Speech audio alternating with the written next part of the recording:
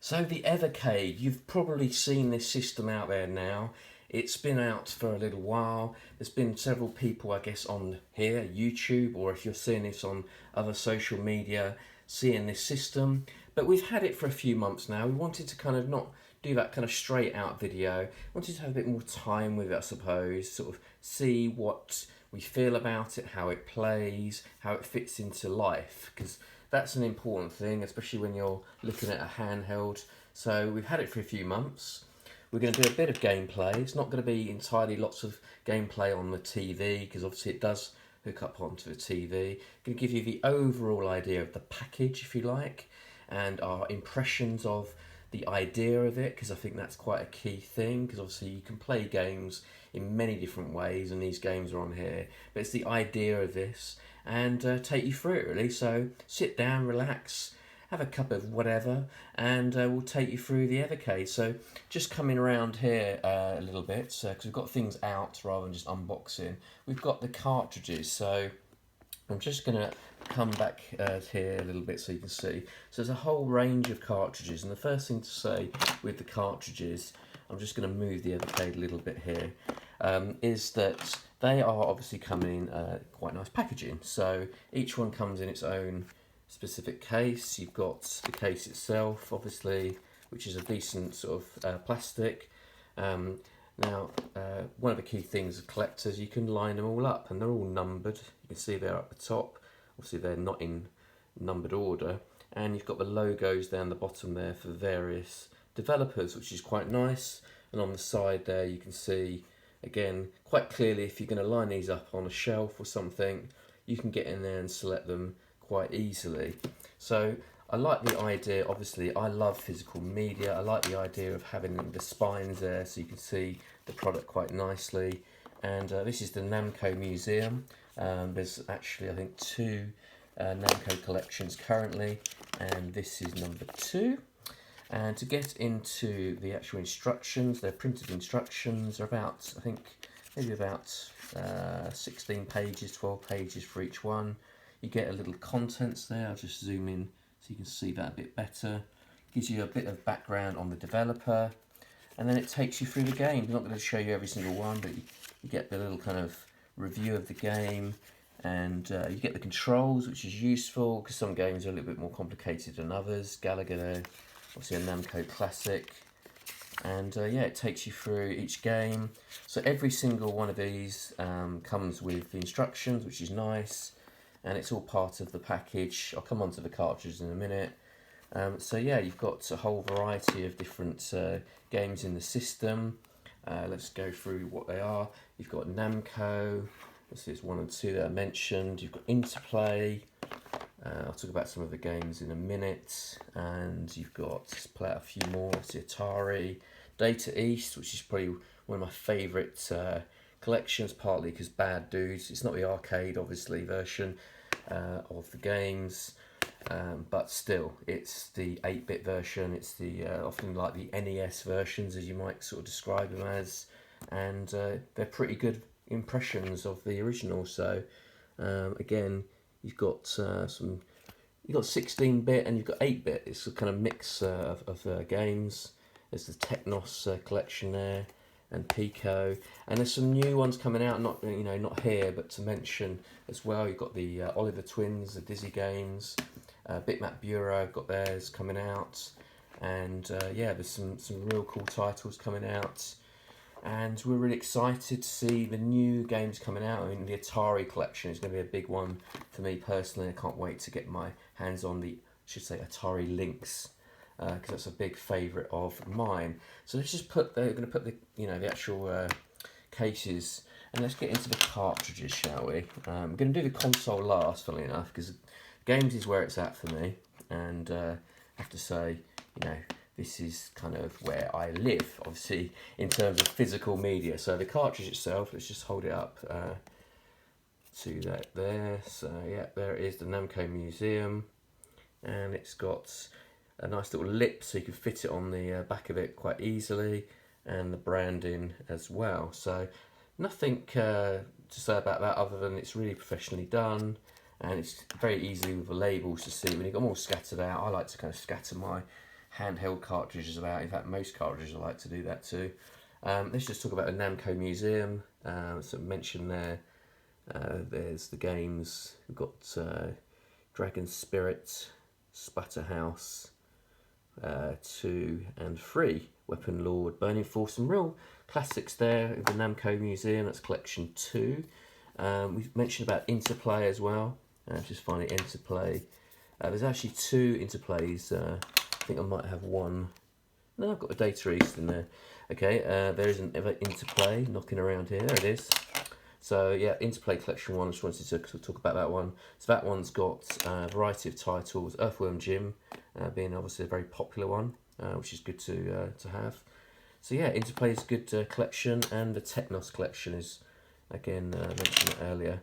So yeah, I've got a nice little variety of games already. You can go onto the website, obviously, find out more about those games. Just flipping it around to the box if you like.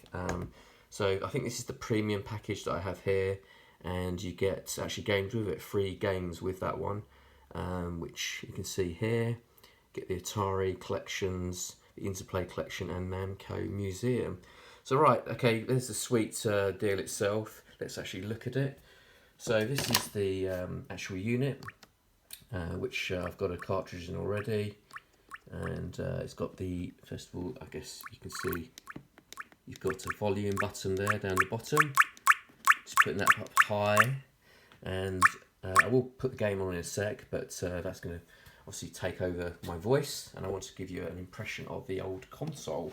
So I've got the white version here. It's quite sleek. You don't see many games consoles that are white, and I quite like it actually. It's got a bit of a Sierra Cosworth 80s look about it, and that's all good for me because I do like that kind of retro vibe and that design.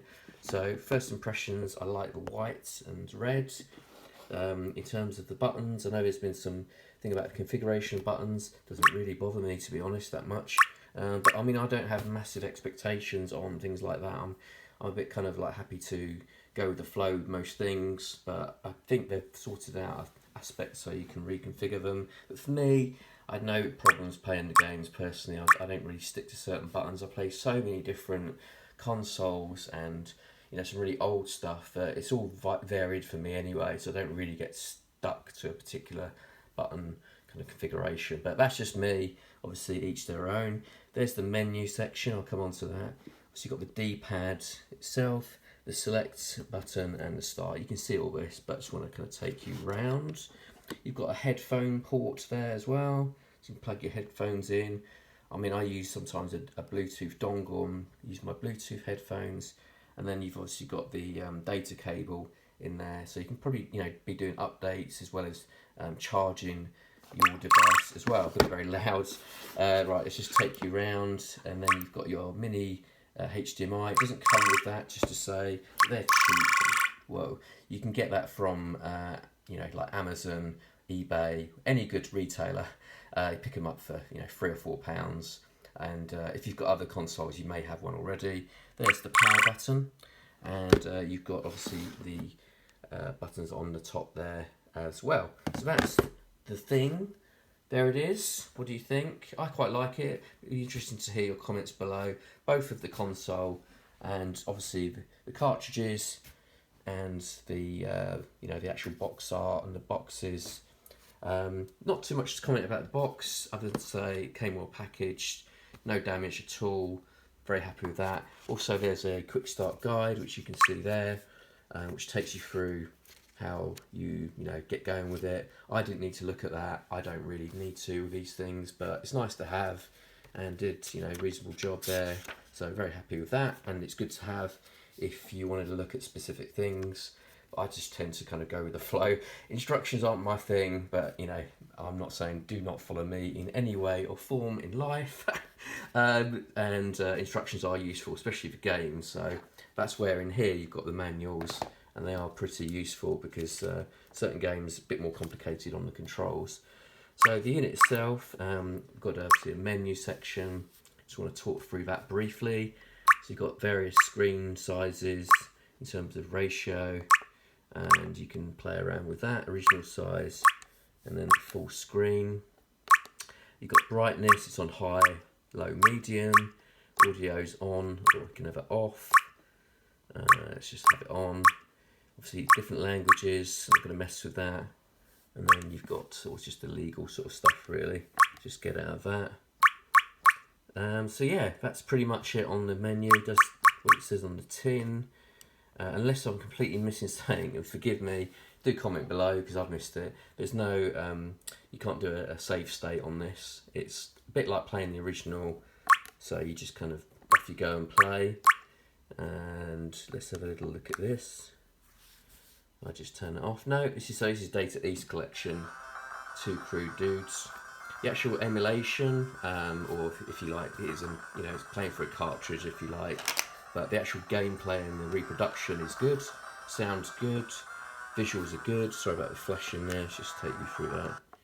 And yeah, it plays just fine. And I will do probably a bit of gameplay separately, maybe as a video. I've been doing some gameplay on our social channels, so if you check out our social, put the links below, then we're doing that quite regularly. Going forward, we've done a few already, like Instagram stories and some stuff on Twitter.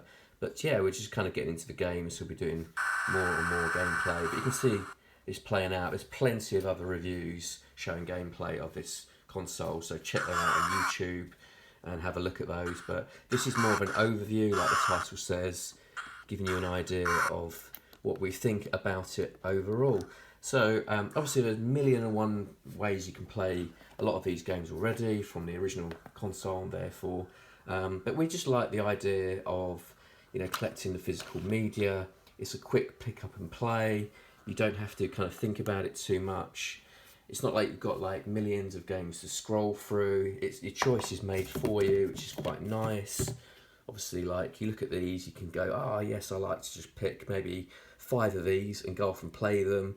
I mean, just looking at what comes with the pack, you've got obviously like Crystal Castles is a fantastic game. You've got Adventure, Aqua Adventure is actually quite a fun game rather. Tempest is beautiful. It's not a bad version as well. Earthworm Jim's worth a play.